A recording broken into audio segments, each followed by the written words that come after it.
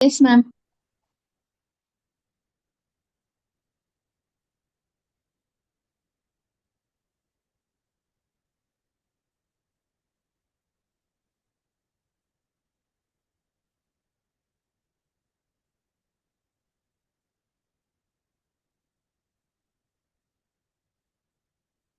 Okay. Okay. So today's session is again a continuation. So hope you had seen the previous translation session. So today we are going to see regulation of gene expression, right? So regulation of gene expression in prokaryotes and eukaryotes. So I've just made it as simple as possible. I've concised it so that you can revise it, faster. So yeah, let's move on to the session. So this is a question, one question that is covering both the eukaryotes and prokaryotes here. So explain the operon concept of regulation of genetic expression and mention the differences in eukaryotic cells. So which means you need to explain both the prokaryotes and as well as the regulation of gene expression in eukaryotes. So why do you need a regulation? Because you need, whenever you want the gene to be expressed, it should be the transcription translation machinery has to be stimulated. If you don't want, they must be repressed, is it not? So that is why regulation is more important, not just for gene expression, be it any metabolic pathway. You need to understand the regulation. Regulation is what is more important, and that is what is more asked in recent papers. So regulation of glycolysis, gluconeogenesis, fatty acid oxidation. So all the regulations are very, very important. Likewise, in gene expression, regulation is very, very important. So let's see how. So first, we'll see what is the regulation of gene expression. How is it regulated in case of prokaryotes? Right? In prokaryotes, how is it regulated? Basically, it's regulated by the operon concept. Right? So what is this operon concept? Operon is nothing but a combination of many things. So what are those many things? So here the structure, it consists of the structural gene. Yes, that has the structural gene that has genes for multiple proteins that are involved in the particular metabolic pathway, that are arranged one after the other in a sequential manner. That's what is the operon, right? So whenever you want that metabolic pathway to be activated, this one set of chromosome is there, one set of gene is there, in which it is incorporating three genes altogether, three or four or how much ever, altogether side by side. So all of these three proteins will get transcripted. All of these three will get translated, and finally you will get all the proteins that are necessary for any but that particular metabolic pathway to occur. So this whole concept is what is called as the operon concept. So look at this picture. This one picture explains you everything. Yes, this one picture explains you everything here. So as you can see, this is the gene that we have. So in this segment of this DNA, you have three genes. Yes, in this segment of DNA, there are three genes. Those three genes are going to code for enzymes that are involved in the lactose metabolism. Okay, the enzymes that are involved in lactose metabolism. This LAC-Z gene is going to be involved. It codes for galactosidase enzyme. Likewise, LAC-Y is going to code for permease, and LAC-A is for transacetylase. Yes, transacetylase. So this is how it is going to be coding for. So I have three genes. Those three genes will produce three enzymes. Those three enzymes are involved in lactose metabolism. So when I want the lactose metabolism to be active, just in one go, all these three genes are getting activated, they are transcribed, they are translated, and proteins are formed. Enzymes are formed for that particular metabolic pathway. So for this to function, you will need other elements also, right? So those are called transacting elements. So what is this? The difference between the transacting elements and cis-acting sequences, right? So you would come across these two terms. Is my audio and video the same?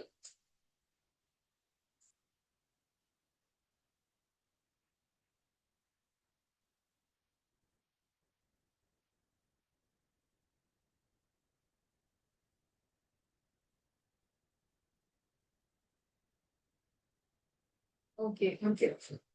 So what is transacting and what is cisacting?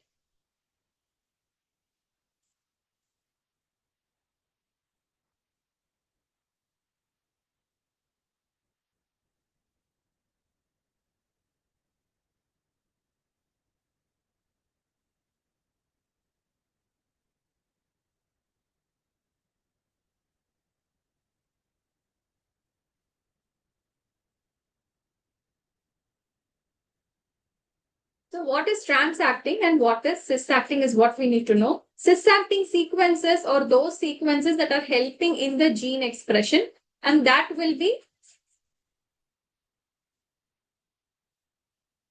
helping in the gene expression that will be closer to the gene that is to be transcribed. Transacting means they are produced somewhere else, right? Those are elements or factors like your general transcription factors, specific transcription factors, as we saw in eukaryotes. Likewise, here also these are certain factors, like repressor protein, cap protein, like that. These are certain proteins that are produced somewhere else, but they will come to the site of gene transcription. They will come to the site of this gene that is to be transcribed, and it will regulate the gene expression. So likewise, cisacting is on the chromosome, transacting is anywhere else, right? That's what you need to understand. So here you have, operator site. This is the structure of a lac operon. This is the structure of the lac operon. What is lac operon? Lactose operon. Right. So this operon is going to function if I want my lactose to be metabolized. Not mine, it is going to be basically bacteria, right? So if the bacteria wants to metabolize lactose, it will use this lac operon. But what is the ideal source of energy it will use? It will use only glucose. So whenever glucose is available, that is what is the source of energy for bacteria. But only when glucose is not available, this lactose can be utilized, for which it will have a sequence called as the lac operon, right? So here first, so we have three scenarios to understand. In first scenario, there is this glucose. So I told you whenever glucose is available, glucose is what will be used for energy. So lactose, it will not use lactose at all for this. So what will happen? This lac operon will be in the off condition. So what is this off? So for that, let's just try to understand this lac operon first, the structure of this lac operon. So as we saw, there are three genes, LAC-Z, LAC-Y and LAC-A, which are arranged sequentially on the same DNA segment. Now you adjacent to it, you have this operator. Then prior to this operator, you have this promoter. And just before that, you have this cap site, which is the catabolite activator protein site. And before that, you have this LAC-I gene. Okay. So how do you remember this? OPC. Okay. Operator, promoter site, cap site. And then this LAC-I gene at the last. So operator, you see, operator is the space which needs to be empty for me. Yes. So where operator should be empty. But if my for the transcription to be active. But if my lactoperon is off, then what happens? There is a repressor. There is one repressor that will come and sit on the operator, and it will block the pathway. Okay. So this is one way in which lactoperon is off. The second way is here in the promoter region, RNA polymerase should come and sit. Okay. RNA polymerase is the one that is going to bring about the transcription. But here, when this RNA polymerase can sit, but when my operator is blocked by a repressor, this RNA polymerase can't proceed further. Yes, so in that case also, my operon is off. Next is this cap site. Okay, cap site should be bound by this cap protein. But now what happens? Since I have more glucose, since I have more glucose, adenylyl cyclase enzyme will be inactive. Glucose is it's a more there is more energy with the help of glucose, right? So AMP will not be there. So adenylyl cyclase is not there. Adenylyl cyclase is the one that will convert the or produce the cyclic AMP, right? ATP to cyclic AMP. So this adenylyl cyclase is inactive in presence of glucose. So no cyclic AMP is produced. Cyclic AMP is the one that can form complex with this cap protein, and together cyclic AMP cap complex is what will come and sit in the cap site. Only when this comes and sit, my operon is going to be functional. Okay, so this is how it will act. And next is LAC-I gene that will produce the repressor. That repressor is what will bind to this operator, and that is so totally it is blocking the transcription. So what are the points that we need to know when an operon is off? Yes, so there is an operator site. If the operator site is bound by a repressor protein, the operon will be off. If the operator site is blocked by the repressor, the RNA polymerase from the promoter site can't move further, so that operon is off. Then the cap site is empty here.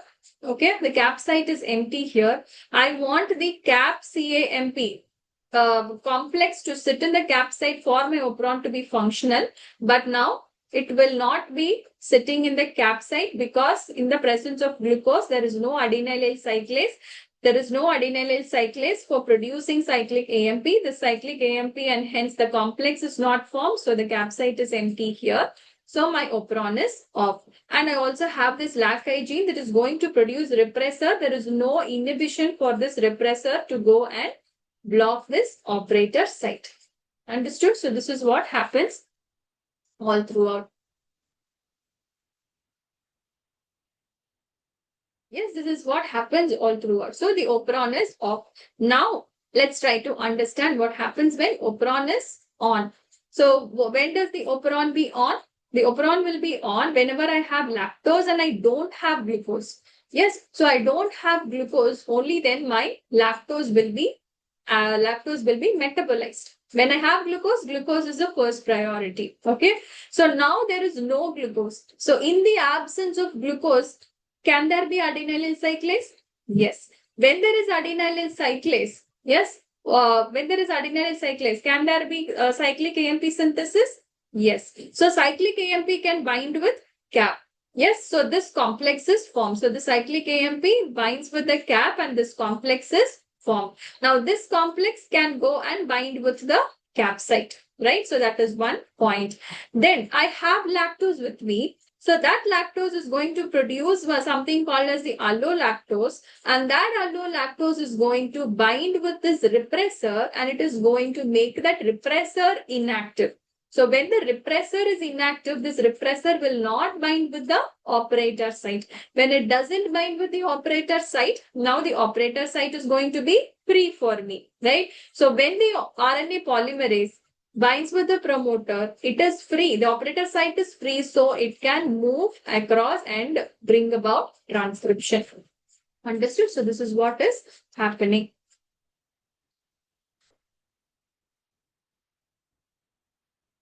Yes, so this is what is happening here.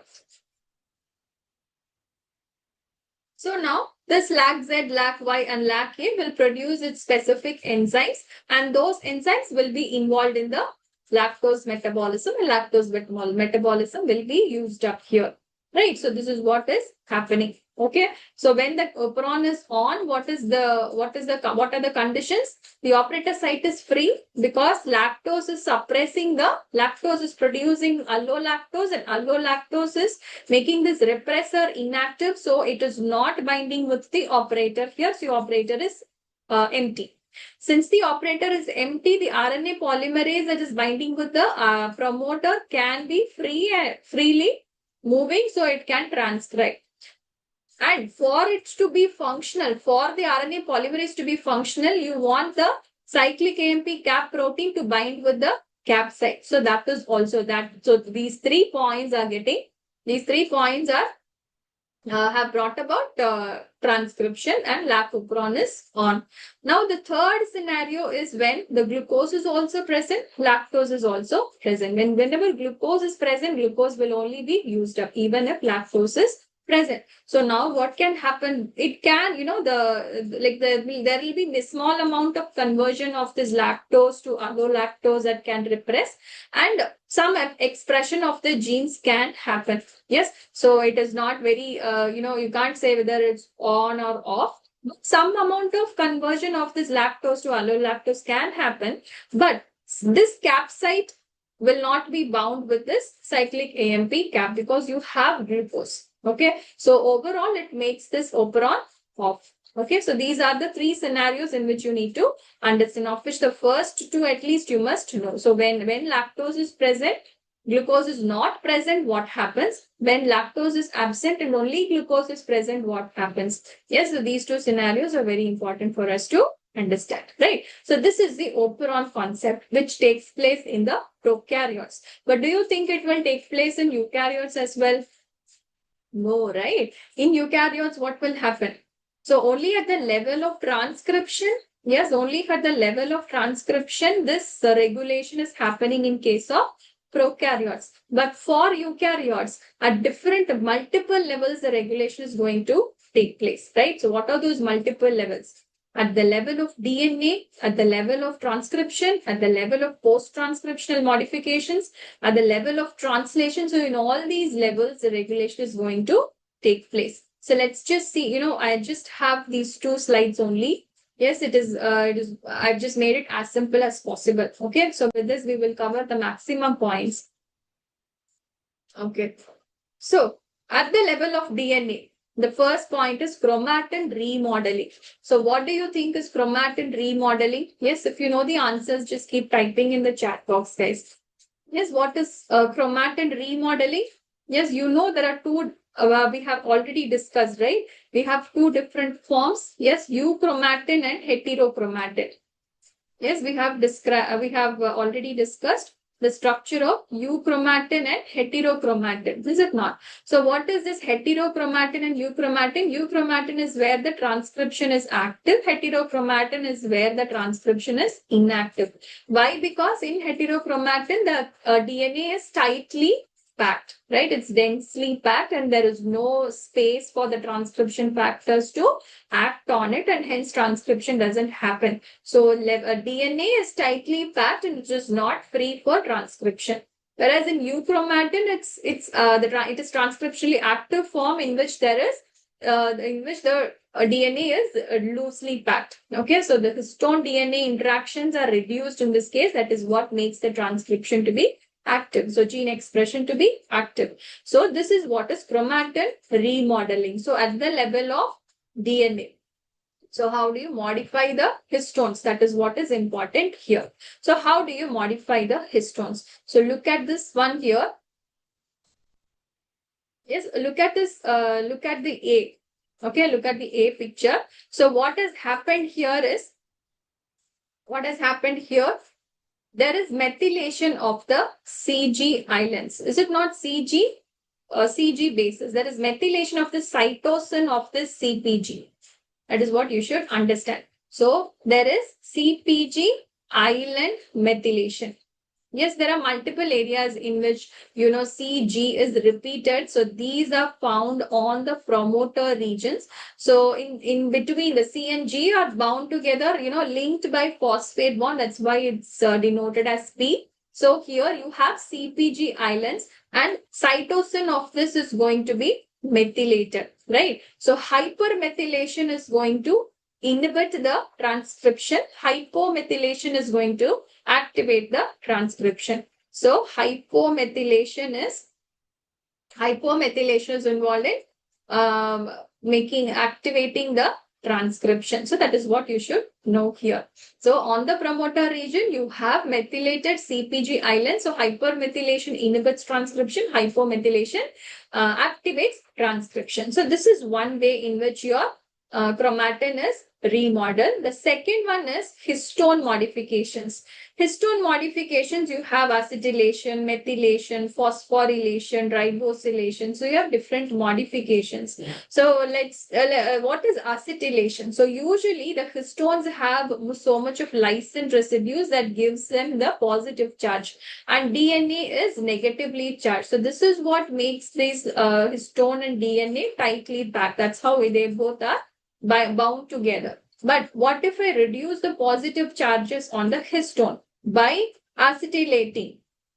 Yes, by acetylating. So in that case, the positive charge on the lysine histones will be reduced. So that reduces the interaction between the histone DNA. Yes, the histone DNA interactions will be reduced. Thereby, it becomes less condensed, and hence the transcription can be active because it can allow transcription factors to be to come and act on them. So this picture actually describes epigenetics. Okay, what is epigenetics? What is epigenetics? These are heritable changes. Okay, these are heritable changes that do not involve the DNA sequence, right? These are heritable changes that do not involve the DNA or the nucleotide sequence, right? But that can alter the gene expression. So heritable changes that alter the gene expression, but there is no involvement of nucleotide sequence. So that is what is epigenetics. So the DNA methylation of the CPG islands, then histone modifications, or explain the epigenetics. So in addition, you have this third point also. We will be seeing this later again in the next slide even. But here there is this microRNA that you have that can bring about mRNA degradation or translational repression. So in that way also it can modify the gene expression, okay, with the help of mRNA, which can recruit the RNA-induced silencing complex, and it can bring about gene silencing by degrading the mRNA or repressing the translation. So these 3 points explain us about epigenetics. So for now, we are seeing at the level of DNA what is happening. Chromatin remodeling is where the chromatin can change from euchromatin to heterochromatin or heterochromatin to euchromatin whenever you want the transcription to be active or inactive by DNA hypermethylation of histone modifications. Similarly, modification of nucleosome structure. So as you know, what is a nucleosome? Histone with the DNA is what is nucleosome, is it not? So initially you have the DNA that will be bound by the histones, right? And that will form this nucleosome, and multiple nucleosomes together will form this fibril, and that will be, that will arrange itself in the form of a scaffold. And finally, what you form is the chromosome, right? So that's how the DNA or eukaryotic DNA organization takes place. So this nucleosome structure, if you're going to modify, that will also help in the regulation of gene expression. Next point is gene amplification. So what is this gene amplification? So look at this picture now.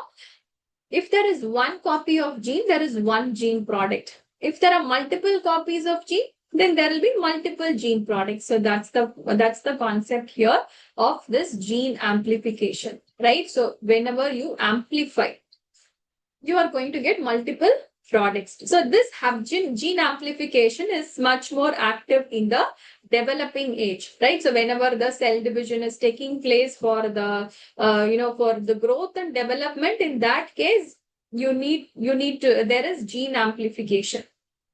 Yes. So also, another example can be methotrexate drug resistance. So in methotrexate drug resistance also, the reason is gene amplification. Okay, so these are 2 examples of gene amplification. So let's learn. This is in growth and development. You will need gene amplification from the fetal development. And another example is methotrexate drug resistance. This is about gene amplification. Then gene rearrangement.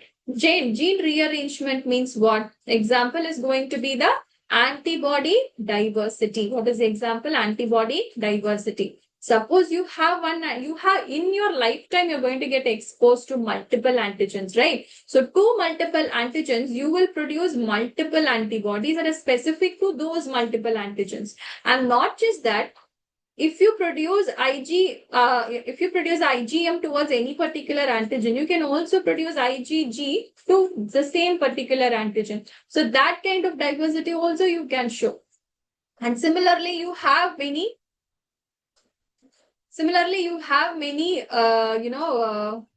immunoglobulins also. Yes, so IgA, IgG, IgM, IgE, IgD. So you have these many immunoglobulins also. So and you have two light chains, two heavy chains in each of these immunoglobulins. So how do you produce all that? Yes, so look at this picture. That is what is explained by antibody diversity. Here what happens, antibody diversity or gene rearrangement. So how is this gene rearrangement happening? This is one example that is shown in the picture for the synthesis of light chain of immunoglobulin. Okay, kappa and lambda, these are the light chains of immunoglobulins. So look at this, I have variable region which is denoted as V, joining region as J, and C, constant region. Okay, so this is the original DNA in which I will have 500 variable regions, 6 joining regions, and about 20 constant regions. Okay, but not all the segments are going to be transcribed and translated and protein is getting formed. But instead, what I will do, it chooses selectively just 3 variable regions and no joining region.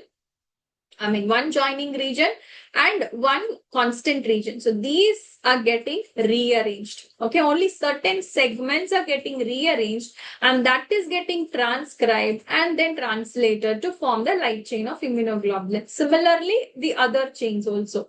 Okay, so there is selective choices that you make to produce a particular immunoglobulin, a particular chain of that particular immunoglobulin.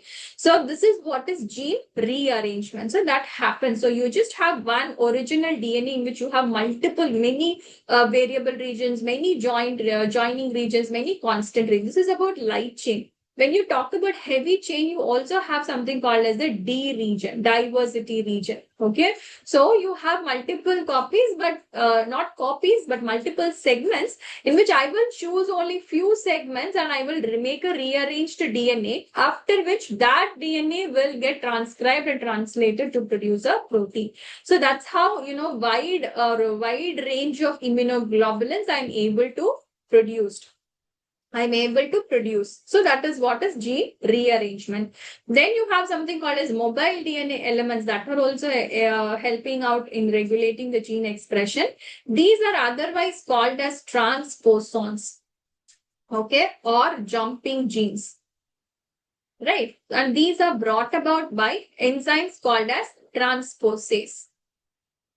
Okay, what it will do is, it can either cut and paste or copy paste. Okay, these are the two ways in which the mobile DNA elements work. But what is exactly the function of mobile DNA elements? As the name says, they are mobile. Okay, so those DNA segments that can move from one part of the chromosome to another part of the chromosome or to another chromosome. So this is what is the mobile DNA elements function. So these segments, either this enzyme can just cut the segment from one part and paste it in another part, or it can replicate that one part and copy that to the other, copy and paste it in the another part. So that's how this transposase can act. So this copy paste is what is called as the replicative manner. Replicative activity. Okay, so these are the two ways in which one part of the DNA segment can either be cut and pasted in another part, or it can be copied, duplicated, and then pasted in another part. These are mobile DNA elements. This can normally happen during development, or it can cause disease. It can be a cause for any disease. Okay, so these are the regulations at the level of DNA. So these points you must know. Next is regulation at the level of transcription. So usually in transcription, what did we see? Transcription is involving multiple factors, transcription, general transcription factors, specific transcription factors. It's involving multiple factors. So all of which has to work together, right? So at the level of transcription, it is showing a combinatorial control or coordinated manner. It is working. All of the factors are working. So that's how transcription or gene expression is regulated. So of which the two examples would be galactose circuit that you find in yeast and hormone response element in all the multicellular organisms. So look at this picture here. Yes, here when I have galactose and when I don't have galactose. Yes, but this is not an operon. We just have one gene. Operon means what? You have multiple genes that are arranged in a sequential manner, one after the other on the same DNA segment. Okay. So if you see here, what is happening? I have this upstream activating segment GAL here. Okay. And that is bound to a protein GAL4. And GAL4 is again bound to a protein called GAL80. So this GAL80, if it is bound to GAL4, it is going to inhibit the transcription. That's the concept, right? So what is this TAD and DBD? Any protein that is binding to the DNA will have a DNA binding domain and a transcription activating domain, right? So DNA binding domain will bind to the DNA with the help of what? A protein can bind to the DNA with the help of what? Yes, with the help of motifs, is it not? With the help of motifs. What are the different motifs that you know? Yes, you have a leucine zipper, helix turn helix, helix loop helix, zinc finger, right? So these are the different types of DNA motifs with the help of which these proteins can bind with the DNA, right? So similar, if I have galactose, I should inhibit this GAL80. So what galactose does? So there is galactose. GAL3 protein can bind with GAL80 and it can prevent its binding with this GAL4. So that the inhibitory thing is being removed. So the transcription can take place. So this is what is the galactose circuit that is happening in yeast. So again, you see, there is multiple factors that are being involved here. Is it not? So that's why everything should work in a coordinated or a combinatorial manner. Similarly, look at this. Look at this one. How does hormones act? Yes, you have intracellular receptors as well as cell surface receptors. What is intracellular receptor? You have cytoplasmic receptor, nuclear receptor, and then you have cell surface receptors, which is a different type. Yes, that's how hormones act. So mechanism of action of hormones, you will be learning these, right? Intracellular and cell surface receptor. In intracellular, you have nuclear receptor and cytoplasmic receptor. So here this cortisol function, mechanism of action of cortisol is what is shown here. So GR is this glucocorticoid receptor. You have this cortisol. Now this cortisol, when it enters the cell, it has to bind with the glucocorticoid receptor. So because this receptor is inside the cell now. So this cortisol is binding with this glucocorticoid receptor. Now it forms two receptors will join together. Now it forms a dimer. So this glucocorticoid receptor now has an additional domain, which is the ligand binding domain. The ligand now here is the cortisol, right? Now this dimer has to now enter into the nucleus. Inside the nucleus, what will happen? It will bind with the DNA. And what part of DNA? It is the glucocorticoid response element of the DNA, right? So it is because we are talking about glucocorticoids, it's glucocorticoid response element. Otherwise, a common term is hormone responsive element. So this glucocorticoid receptor with the cortisol is binding with the glucocorticoid receptor element. Right? After which what happens? This will bring about the stimulation, right? It will activate all the it will recruit all the coactivators, and that will recruit all the or the formation of basal transcription complex. What is basal transcription complex? As we had seen already in the transcription, yes, you have the transcription factors that can attach to the promoter. Then it will recruit the RNA polymerase. Yes, and all the other transcription factors will come to the site, and the transcription will happen. So all of which is initiated by this cortisol glucocorticoid receptor binding with the glucocorticoid response element of the DNA. Okay, so this is what happens. So this again, you see multiple factors are involved here. So that's why everything has to work together in a combinatorial manner. Okay, so this is an example for these two are the examples for your regulation at the level of transcription. Now, next is at the level of post-transcriptional modification. Yes, at the level of post-transcriptional modification, how is it regulated? By alternate splicing. We saw what is alternate splicing already. Alternate polyadenylation, mRNA editing, mRNA stability. Let's see everything one by one. What is alternate splicing? Yes, what is alternate splicing? Right. So suppose I have these exon 1, exon 2, exon 3, exon 4 and 5. So what is splicing? Splicing is a post-transcription modification which joins the exons, removes the introns. Right? That's what is splicing. But now what I can do? If I'm joining all the exons together, removing all the introns, I will get this protein A. If I skip this third exon and join the rest of them, then I will get another protein. This is what is alternate splicing.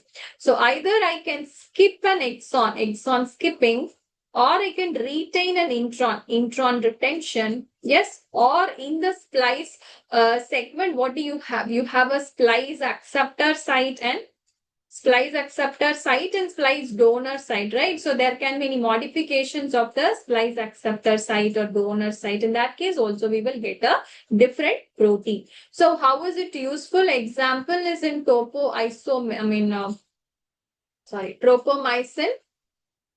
tropomyosin isoforms in different tissues. Okay, different tissue isoforms of the same protein. How is it formed? It is because of this alternative splicing. So, what is alternative polyadenylation? Alternative polyadenylation means what? Yes, alternative polyadenylation means what? Suppose in the 5' end you should attach the cap, and in the 3' end you should attach the poly A tail.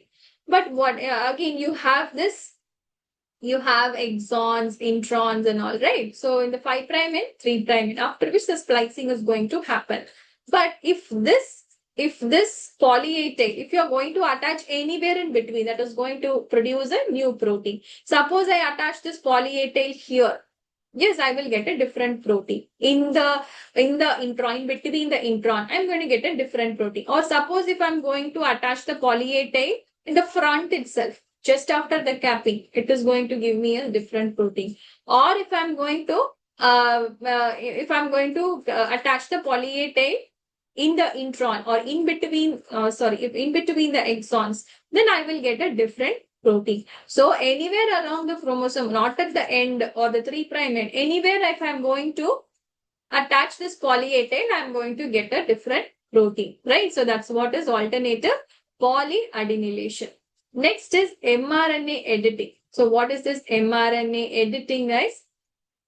First, a main example is going to be ApoB gene. So this ApoB gene, it is getting transcribed. So now I will get a primary transcript.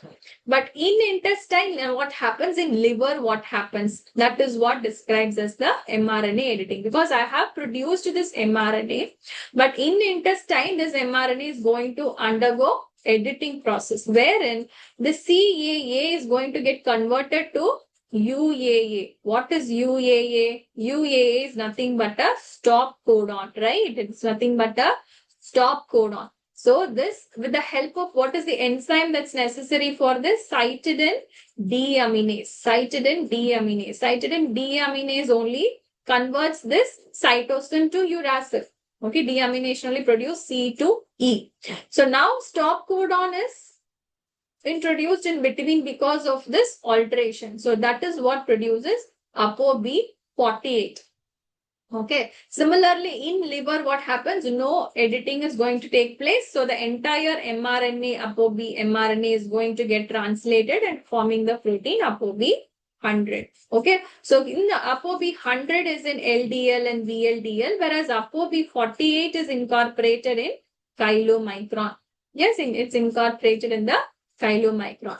Understood? So in intestine, its fate is different. In liver, the fate is different. Fate of the ApoB gene. That is because of this editing process. So ApoB 48 has this 48% of the message of the entire ApoB gene. Because of the conversion of CAA to UAA stop codon, it is the translation is stopping at the middle at that point. Okay. So this is what is mRNA editing, which is again an example of regulation of gene expression at the level of post-transcriptional modification. Then mRNA stability.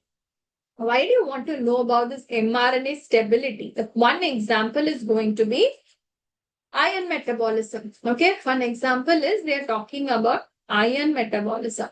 So in iron metabolism, what happens when I have reduced when I have reduced iron source, okay, in your body, when you have reduced iron stores, what will you do? What will you try to do? You'll try to produce more transferrin receptor. Yes, I want more expression of transferrin receptor, which can take up whatever iron is available. Yes, so I need more transferrin receptors on the cell so that it can take up whatever iron is available. So I need this transferrin receptor to be expressed more, and that receptor has to be produced more in number. So I need to stabilize this transferrin receptor mRNA in the cytoplasm. Is it not? So from nucleus, the mRNA is coming out to the cytoplasm where the protein synthesis is taking place. But if this mRNA is just lying just like that for a long time in the cytoplasm, it is going to be degraded. So now what I'm trying to do is, since I am already low of iron, I need more of transferrin receptors. So I am very keen to protect my transferrin receptor mRNA so that it will not degrade before producing the transferrin receptor protein. So that's why I'm stabilizing this mRNA. So it stays longer time in the cytoplasm and it produces the transferrin receptor for sure. So that's what I am keen about. So now what will happen, what I'm trying to do is this mRNA of the transferrin receptor, the 3' and towards the 3' untranslated region of this mRNA of the transferrin receptor, I'm going to have multiple loops, stem loops here. Yes, these are called as the iron responsive elements. So to these iron responsive elements, if I have a low iron regulatory protein will bind to it and stabilize this mRNA. So if this stabilization has happened, it will be present in the cytoplasm for a longer time, and translation and formation of protein is going to happen for sure. So that's why I am stabilizing this mRNA. Okay, so how is it getting stabilized, guys? Less of iron. So I need more of transferrin receptor. So in the transferrin receptor mRNA, at the 3' end, I'll have multiple iron response elements in the form of this stem loop. To this iron regulatory protein will be binding if I have low stores. So that will stabilize this mRNA and it will increase the expression of transferrin receptor protein. Okay. And the opposite is going to happen.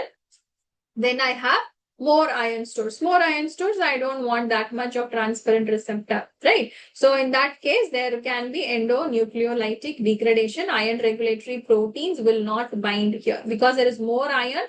This more iron will not allow this iron regulatory protein to bind to these iron response elements on the 3' end. So there will be no binding. So the stimulation of this expression is going to be suppressed. Okay, so that's how this is an example of mRNA stability. Similarly, another example is what RNA interference. RNA interference is another example. So look at this. From a particular gene, what am I producing? I'm producing a primary microRNA. Right? Primary microRNA is connected like this. Okay, this is an RNA only, but still there is 2 strands, right? How is it possible? It is connected with the help of a loop. Then, with the help of the endonuclease DROSHA, it is getting converted to a pre-microRNA. Then, from the nucleus, it enters the cytoplasm. After the structure enters the cytoplasm with the help of the endonuclease dicer, this loop is getting cleaved. Now this becomes a MIR, that is microRNA, mature microRNA. Now what happens? This acts as a guide strand, a single strand of which it will act as a guide strand. That guide strand will be complementary to any particular part of the target mRNA. This target mRNA means what? This mRNA I need to cleave. I don't want the expression of this mRNA. So now what will I do? This any one strand of this microRNA is going to act as a guide strand. The guide strand will go and hybridizes itself with the target mRNA, and it will recruit the RNA-induced silencing complex. Okay, so together the guide strand and RNA-induced silencing complex is now getting attached to this target mRNA. Now this suppresses this target mRNA by two ways. One way is it directly reduces the translation. The second way is it is going to degrade this target mRNA with the help of the nucleases agronaut agoslicer. Understood? So this is how mRNA can be broken or degraded, or the translation of this mRNA is stopped. Okay. So this is what is the method of RNA interference. So this we can actually apply it in therapeutics also. In that way, we can produce a siRNA, which is an exogenously produced like microRNA that is going to be specific or complementary to any target mRNA that I don't want to I want to repress, right? So in that case, this target mRNA can be repressed. So that's how I can use it in therapeutics. Understood? So this is what is about the RNA interference method. Next is at the level of translation. So at the level of translation, the first thing is phosphorylation of initiation factor. Okay. So when the initiation factor is phosphorylated, it inhibits translation. Okay. So it's as simple as that. This is at the level of translation, there is regulation. Then ion metabolism. Again, ion metabolism, here they are explaining about the ferritin expression. So when I have low ion stores, I don't want the expression of ferritin. Yes, already my ion stores are low. So I don't want to store it, right? Whatever ion is there, I just want to use it. I don't want to store it. So ferritin levels should be less here. Expression should be less. So ferritin mRNA at the 5' end, there is a stem loop ion responsive element here. So less of ferritin, ion regulatory protein will bind to this ion responsive element and reduce the expression. Okay, and reduce the expression or reduce the translation. Okay, so there will be blockade of translation of this ferritin gene. Similarly, when there is more of iron, then the translation is not blocked and ferritin is produced. So more of iron, I will produce more ferritin and I will store the iron in the form of ferritin. Okay, so this is what is about your ion metabolism, that is especially your ferritin metabolism. Okay, ferritin gene expression. So just these two slides, I hope this is useful, guys. So this regulation of gene expression, the eukaryotic level, you may find it difficult to read from textbooks, but this is the maximum that you need to understand, right? So at the level of DNA, you have the chromatin remodeling, modification of nucleosome, gene amplification, gene rearrangement, mobile DNA elements. At the level of transcription, you need a combinatorial control here, galactose circuit and hormone responsive element. Post-transcriptional modification, we have alternate splicing, polyadenylation, mRNA editing, and mRNA stability. At the level of translation, you have phosphorylation of this eukaryotic initiation factor and ferritin gene expression. Okay. So as a side note, we have also seen what is epigenetics. What are the 3 points you need to know about epigenetics? And also this LACOPRA. Yes.